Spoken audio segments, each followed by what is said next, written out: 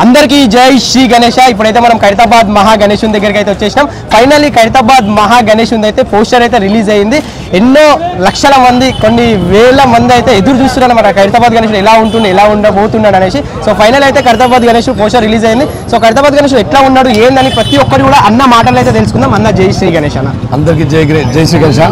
First of all ప్రతి ఒక్కరికి sorry అండి, ఎందుకంటే మనం ప్రతి సంవత్సరం తొందరగా ఫోటో రిలీజ్ చేస్తుండే, మరి ఈ సంవత్సరం ఏంటంటే భగవంతుడి పాదాలు కూడా కంప్లీట్ అయిపోయి ఫోటో అనేది రిలీజ్ కాలేదు.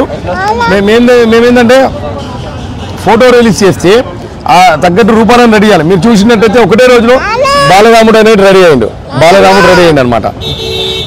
మరి బాలరాముడి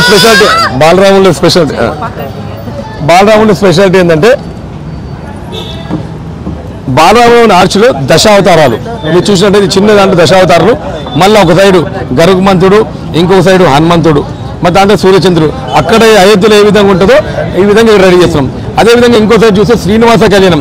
ఎప్పుడైతే శ్రీనివాసుని కళ్యాణం అయినప్పుడు ఆ శ్రీనివాస కళ్యాణంలో పాల్గొన్నట్టు శివపార్వతులు, బ్రహ్మ విష్ణులు. ఇక్కడ మళ్ళీ శ్రీ మహావిష్ణువు కళ్యాణం, దానిలో శివపార్వతులు, బ్రహ్మదేవులు, అట్లా మొత్తం సెటప్ చేసాము. దాంతోపాటు రాహు కేతు మీరు చూడొచ్చు, రాహు కేతు. అదేవిధంగా మన మూషిక వాహనము. మరి ఇక్కడ చూసినట్టయితే బ్రహ్మ విష్ణు మహేశ్వరుడు, లక్ష్మీ సరస్వతి మాతామవారం ముగ్గురు అవతారాలు ఇట్లా డిజైన్ చేశారన్నమాట. ఈ సంవత్సరం ఏంటంటే చాలా సుందరంగా డిజైన్ చేశారు శిల్పి రాజేందర్ గారు. మరి మనకి ఈ రోజుకి సుమారు 100 మంది కళాకారులు వర్క్ చేస్తున్నారు. నేను మొన్న కూడా చెప్పాను, ఒక 1 వీక్ లో అవుట్లైన్ తీసుకొస్తామని. మీ సైడ్ లో ఈ ఫ్రేమ్ కంప్లీట్ అయిపోయింది, రేపు ఈ ఫ్రేమ్ కూడా కంప్లీట్ అయిపోయింది. మీరు చూడొచ్చు మట్టి కూడా వచ్చేసింది. ఇప్పుడు రేపు తర్వాత ఒక 1 వీక్ లో భగవంతుని అవుట్లైన్ వచ్చేస్తుంది. మన టార్గెట్ ఏంటంటే ఒక 4 రోజులు 5 రోజులు ముందు రెడీ చేయాలని టార్గెట్. చాలా ఈ సంవత్సరం ఏందో వినాయకుడు మా నాన్నగారు స్వర్గస్థులు చాలా టెన్షన్ పెడతా ఉన్నాడు. But end of the day అందరు నచ్చే విధంగా మీరు చూడొచ్చు. ఒక్కసారి ఆ దేవుని ముఖం చూస్తేనే అందరు హ్యాపీ అయ్యే విధంగా డిజైన్ ఉన్నది. 7 సర్పాలు 7 మొగ్గలు 14 వస్తాయి గణేష్ తల, మళ్ళీ 14 వస్తాలన్నమాట.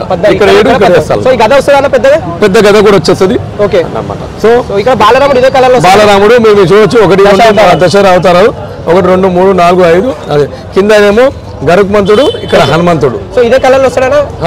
దానిపైన మీకు ఇంకా డెప్త్ ఆర్చ్ మీరు చూసినట్టు భగవంతుడి పైన కూడా లక్ష్మీదేవత వస్తుంది అనమాట. ఇక్కడ చూసుకుంటే మనకు శ్రీనివాస కళ్యాణము. దీంట్లో కొంచెం మాడిఫై ఉంటుంది. దీని బ్యాక్గ్రౌండ్ లో కూడా మరి శివుడు, పార్వతీదేవి, బ్రహ్మగారు, అదేవిధంగా వాళ్ళ పెళ్లిలో వాళ్ళు పార్టిసిపేట్ చేస్తున్నట్టు డిజైన్ చేశారు. ఇక్కడ చూస్తే మీరు శివ పార్వతుల కళ్యాణము, ఆ సన్నివేశంలో బ్రహ్మ, అదేవిధంగా నారదుడు, విష్ణుమూర్తి ఉన్నట్టు సన్నివేశం అనమాట. వాళ్ళు పెళ్లికి హాజరైనట్టు మొత్తంలో ఆ కాన్సెప్ట్ అనేది తీస్తున్నాం అనమాట. ఈ ఏంటంటే మొత్తం కంప్లీట్ మటీరియల్ చేస్తాము. సైడ్ విగ్రహాలు వచ్చేసి మీకు ఒక 1 వీక్ లో ఒక అవుట్లైన్ వచ్చే విధంగా మేము ప్రయత్నం చేస్తాము. ఇది మాత్రం డిజైన్ చాలా సూపర్ అనిపిస్తుంది. ఇది రెడీ అయిన తర్వాత చేతులలో కూడా మనకు ఆయుధాలు సేమ్ వస్తాయా? సేమ్ యాజ్ ఇది అక్కడ ఏమున్నది అదే ఆయుధాలు వస్తుంది. సో సేమ్ ఇదే విధంగా. ఎందుకంటే యాక్చువల్లీ దీని ఆయుధాలు కూడా చెప్తా ఉన్నాను.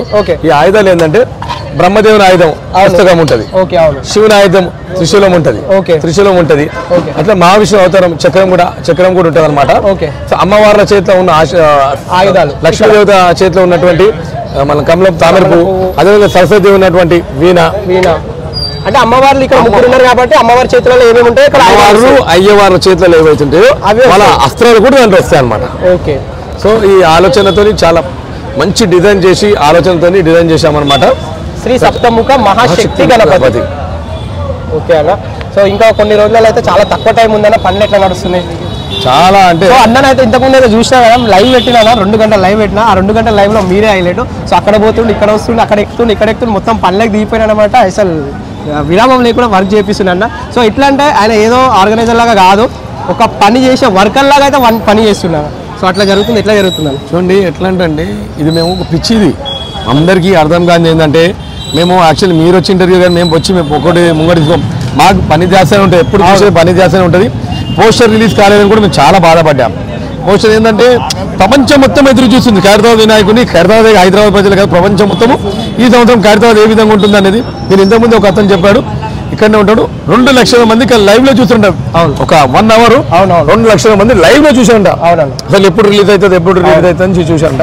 వాళ్ళ వినాయకానందాలు కూడా 40-50 వేల మంది ఎప్పుడు రిలీజ్ అవుతుంది, ఎందుకంటే అందరికీ ఇది ఖైరతాబాద్ వినాయకుడు అంటే ప్రతి ఒక్కరికి ఇష్టం. ఈ వినాయకుడు చాలా ఇష్టం. మీరు ఇప్పుడు అంటారు, ఇప్పుడు ఇంత ప్రజెంట్ రాత్రి 10-11 తర్వాత మీరు చూసేది వందలాది మంది నైట్లో బైక్లలో వచ్చి చూసిపోతూ ఉంటారు అన్నమాట.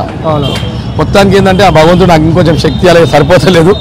ఖచ్చితంగా ఇంకా మంచిగా భగవంతుని పండుగ వరకు 4 రోజుల ముందు రెడీ చేసేయాలనేది కాన్సెప్ట్. ఎందుకంటే మట్టి అనేది రెడీ చేయగానే కొంచెం పగిలిపోతుంది అనమాట. మట్టి రాసిన అంటే కాదు కాబట్టి బాబు సో కాబట్టి ఏంటంటే ఖచ్చితంగా మన మట్టి చేసి 3-4 లేయర్లలో పనిచేస్తారనమాట.